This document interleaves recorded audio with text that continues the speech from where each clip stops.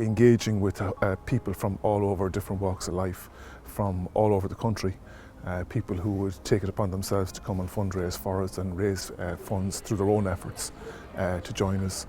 Plus the idea that people of quite a privileged background would come and sleep out and experience the whole isolation of homelessness, I think is hugely important for us as an organisation.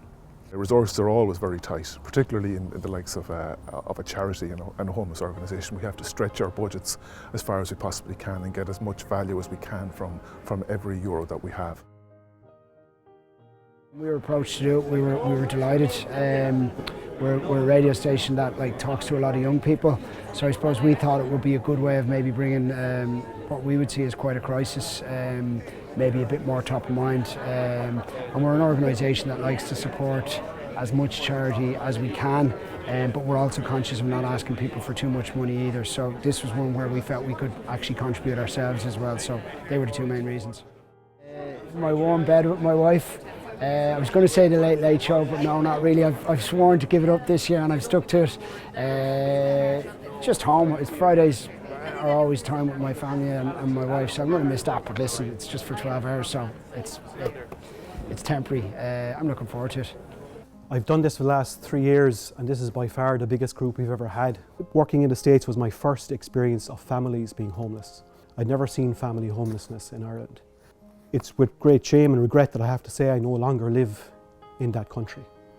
The stress that causes in a family is hard to quantify, but it will be quantified later on, because the people or the children who experience that will affect them for the rest of their lives. But it's not only the money that you generate through your fundraising, it's the fact that you're here tonight and you're prepared to sleep out, and you're prepared to be in solidarity with vulnerable people in society. That is what the key thing is. That's what means most to the customers we work with.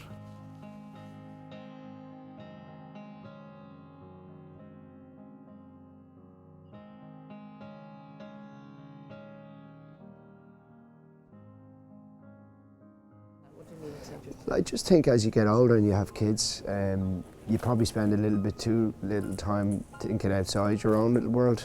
It's still a huge impact for people who have addiction and difficulties, etc. But when it starts moving into the family, for me, it's an entirely different world.